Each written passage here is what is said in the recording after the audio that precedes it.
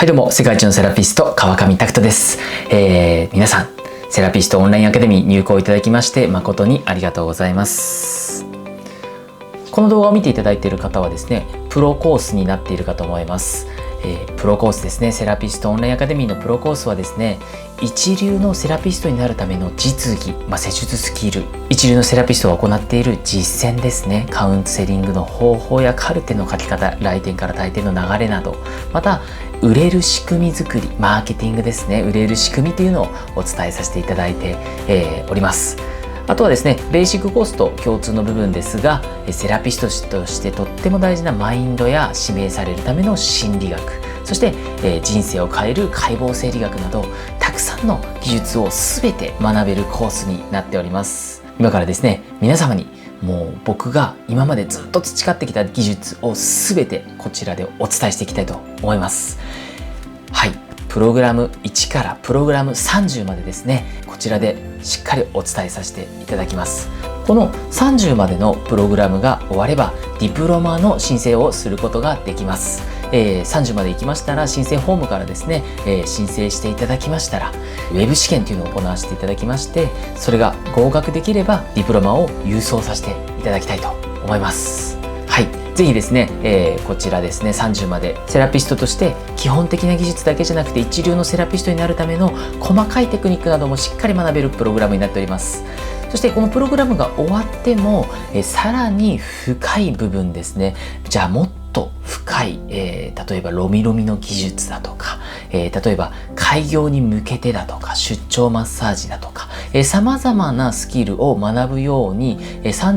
プログラム30が終わっても、学びは続いていきます。なのでぜひですね、まずはプログラム30を見ていただいて、しっかり学んでいただいて、その先もっと深いところを学びたい方はその先もぜひ学んでいただければと思います。はい、で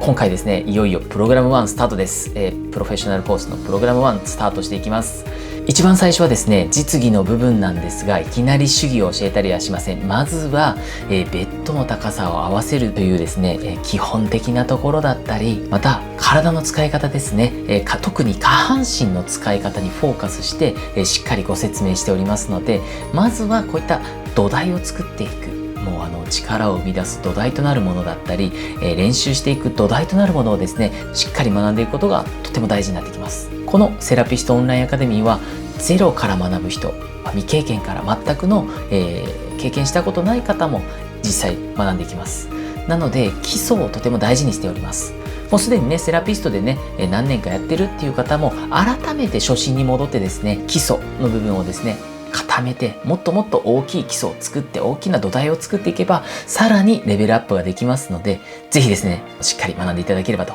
思います。では早速プログラム1スタートしていきたいと思います。ではどうぞ。かかとの延長上に自分の右足を置きます。ここでしっかり基礎をつけてればね、このベッドぐらいのね基礎作ってれば上にめっちゃでっかいピラミッド乗りますよね。で今ね、体重がこっちにすごい集まってます。左にかなり負荷がかかってるんですね。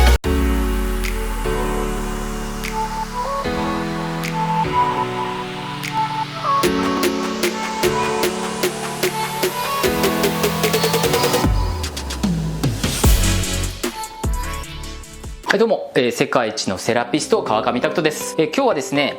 めっちゃ大事なところやっていきます。これめちゃくちゃ大事です。僕が世界一取った時にどうやれば上手くなりますか、どうやったら滑らかな施術できますかって言われるんですけど、ポイントを押さえてコツをつかめばすぐに上達できます。最短でゴッドハンドになるためにはこのコツを知ることがめちゃくちゃ大事になります。そのコツを今日はお伝えしていきたいと思います。はい、ではですね、最速で上達するためにはまずね、コツを知ることがめっちゃ大事になります。野球とかもコツを知らないまま練習したとしても、ね、手だけでこうバットを振って私は素振りを1日100回365日頑張りましたって言ってても、教わってなくて見よう見まねで腰も入れないで手だけでこう100回ね1日素振りやってても、これ上手くなりますかね。野球上手くならないですよね。どんなに練習したとしてもコツを知らないまま練習しちゃうと上手くならないんですよ。むしろこれ逆効果になるパターンもあります。だってコツが分かんないのにいっぱい練習しました。変な癖がついちゃうんですよ。だから最初にコツを知ることがめちゃめちゃ大事になります。なので皆さん必ず覚えておいてください。練習するのはすごくいいことなんですけど、コツを知った上でどうやれば美しくて効果的で、しかも自分の体も疲れない、でもお客様には最大限力が伝わって、心地よいパワフルな施術もそうだし、繊細な施術もできるようになるためには、このコツを知ることがまず大事になります。なので僕のスクールではいきなり手技は教えていかないです。結構ねこれ見てる人もまだ手技出てこないの、まだまだって思ってる人いると思うんですけど、いきなり手技なんか教わったら基礎ができてないので全然うまくならないんですね。技の数じゃないんですよ。技の数も大事ですよ。それはエフルラージュがまともにできてからなんですよ。基礎ができてないのにいろんな手技を増やしちゃうとクオリティの低い手技が増えていくので、まずは僕は基礎を大事にしています。僕もこのエフルラージュっていうね警察法、最も簡単でシンプルな手技なんですけど、1日5時間もうオープンしてね、当初全然リピート取れなかったんでお客さんも来なかったんですよ。しかも、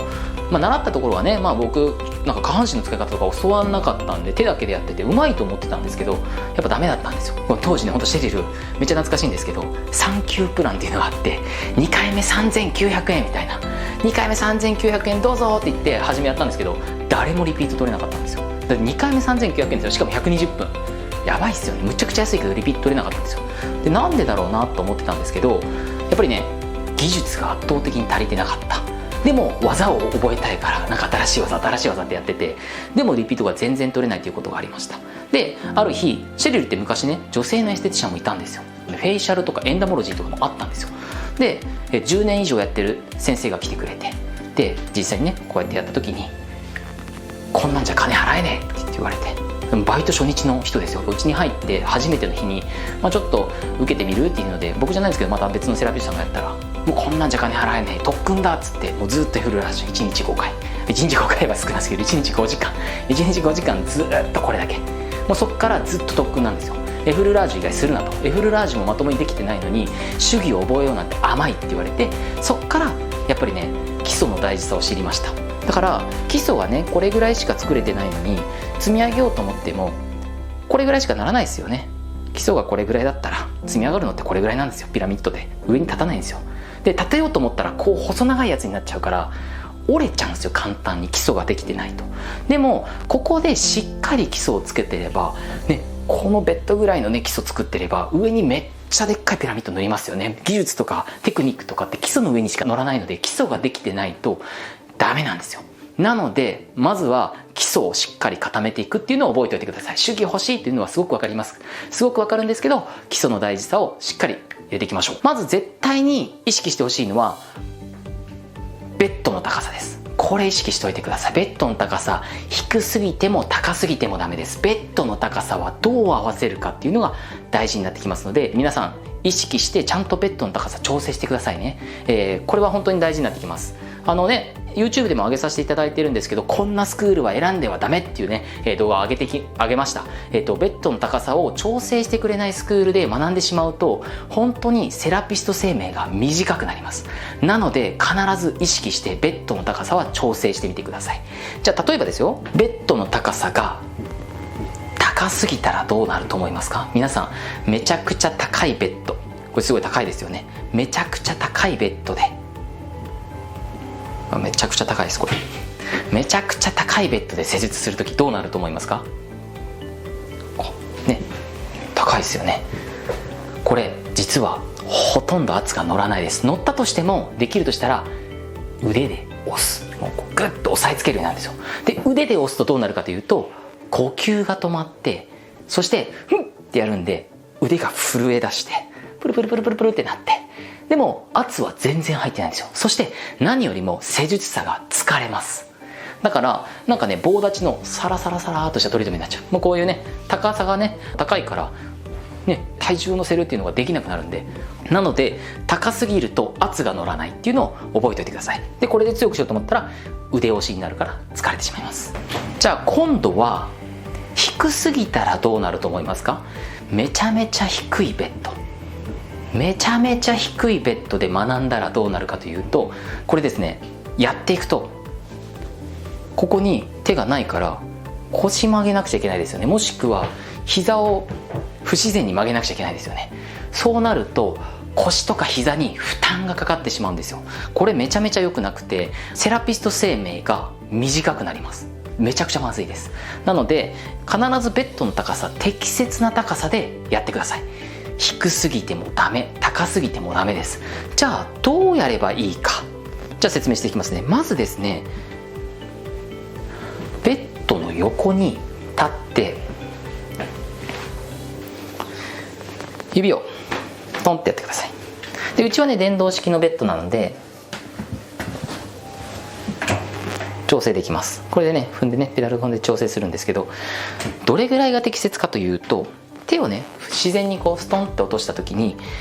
第二関節ぐらい、ここの第二関節のとこですね、第二関節のとこに来るように手をストンって下ろします。でちょっとねまだあれなんでいきますね。今ちょうど第二関節ぐらいのところに来ましたよね。ちょうど第二関節です。第二関節なのでこれぐらいのところですね、ちょうど第二関節ぐらいのところで、高さを揃えていきます。でこれね人によって好みがあります。結局例えばですけど、自分は低めの方がやりやすいっていう人もいれば、高めの方がいいっていう人もいます。もちろん高めだと圧が入りにくいし、低めだと腰に負担かかるんですけど、それでもそっちの方がやりやすいって言えればちょっと調整してみてください。なので指先から拳ぐらいまで、要は拳の高さから指先、拳の高さから指先ぐらいですね、この高さぐらいで調節してみてください。それ以上低くなりすぎるとちょっと腰の負担きついかなとか、拳より高くなると圧が入らない、指先より下になると腰が痛めてしまうので注意をしてみてください。あとはお客様の厚みによっても調整してください。もちろんお客様ね、厚みがある方もご来店されると思いますし、もちろん細くて、厚みが少ない方もご来店されます。なのでお客様が厚みあるんだったら少し下げる、細い方だったら少し上げても大丈夫ですよね。つまりお客様によってもちょっと微妙に変化させてください。あとは背中の時と足の時でも微妙な高さ調整もしできるんであればしてみてください。足っていうのはベッドの端側に足があるのですごくやりやすいんですよ。体重乗せやすい。でも背中とかっていうのは真ん中にあるんでちょっと遠いんですよ。ってなるとやりにくいんですよ。なので背中の時は少し低い方がやりやすかったりします。なので背中の時はちょっと下げてみてやりやすいようにやってみてください。はい、これがベッドの高さ合わせです。これができてないと腰を痛めたり圧が入らなかったり腕押しになって疲れてしまうので、しっかりまずはベッドの高さを合わせてから練習するようにしてみてください。これ毎回です。毎回調整してみて、毎回自分の高さに合わせて練習をしてみてください。はい、続いてですね、立ち方を教えていきます。ではセラピストの立ち方です。これフォームがすごく大事になって、結構ねみんな手の動かし方教えてくださいとか手って言われるんですけど、手じゃないんですよ。これ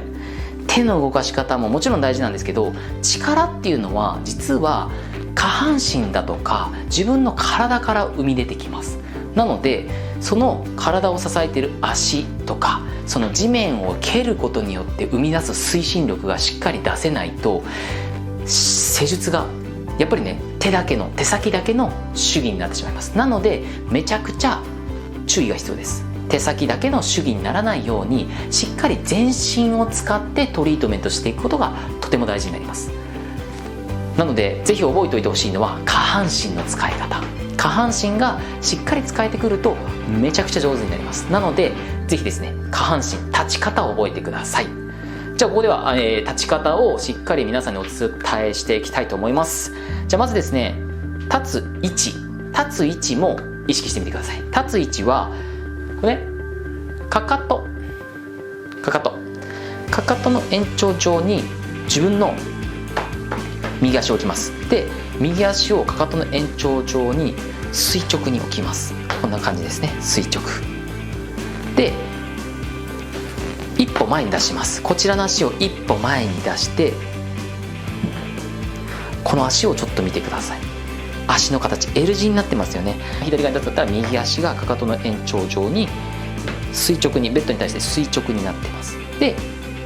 肩幅強出してで平行に、完全に平行にしなくていいです。ちょっとねこう体ねじる関係上ちょっと内に入ったりもします。この立ち方です。これ覚えておいてください。この下半身ができてないと、例えばですけど、じゃあこう立ってたらどうなると思いますか？これねめちゃくちゃわーってこうバランスが悪いんですよ。こうね危ないですよね。でしかも前への推進力もなかなかちょっと生み出にくくなります。こっちに向けて施術をする場合だったら立ち方はこうです。なのでこれ結構基本姿勢の立ち方になるんで、この L 字ポジション、この L 字でポジションを取るっていうのをしっかり覚えておいてください。はい。でこれができたら続いてフェンシングをやってもらいたいんです。フェンシング皆さんやったことありますか？フェンシングの動きをぜひしてもらいたいので、ちょっと意識してもらいたいんですが、このフェンシングのこの動きね、やったことあるかな皆さん。僕は全くないんですけど、剣をバンって刺すような動きです。この動きでポイントは下半身です。やっぱりこれも下半身から見れるので、この下半身の使い方をちょっと見てみてください。下半身見せていきますね。下半身がやっぱりねこうやってるわけじゃないんですよ。要は今これダメな例です。こうやってやってるわけじゃなくて、やっぱ下半身がちゃんと膝を使って前にストロークしていってるんですよね。この動きです。ちゃんと膝を使って前にストローク、この動きをぜひ。で体重の配分的に言うと、こう前にグッてきてる時にもうこっちにね 90%、95% ぐらい体重が乗ってるんですよ、グッと。でこっちに今乗ってない状態。これ施術をするとまたちょっと配分変わります。手の位置があるので変わるんですけど、イメージ的には前にグーッとこっちにちょっと負荷がかかってる状態、これの練習してみてください。ちょっと一回ね、皆さんもし見ている方でもし動かせるんであればちょっと動かしてみてください。左足にグッと体重が乗ってきてるのを感じて戻す、ヒュッヒュッ。はい、これをやってみてください。これが後々にすごく大事なストローク、この動き、ストロークの動きになってきます。さっきの下半身の動きがこのストロークする時の基本的な動かし方になるので、下半身を作るさっきのこの動きを意識してフルラージュをやるだけですぐに上達しますので、まず下半身の動かし方を覚えておいてください。ベッドの高さを合わせる、そして下半身の、動かし方ですね、これを意識して5箇所をぜひやっていきたいと思います。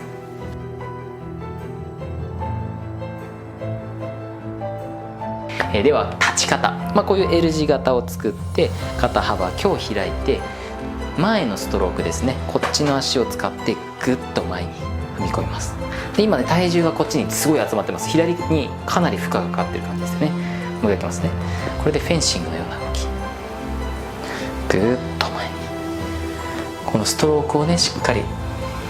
できるようなこの動き、基礎的な動きになるので必ずこう覚えておいてください。この動きです。はい、ぜひ覚えて足の動かし方を覚えておいてください。覚えておいてください。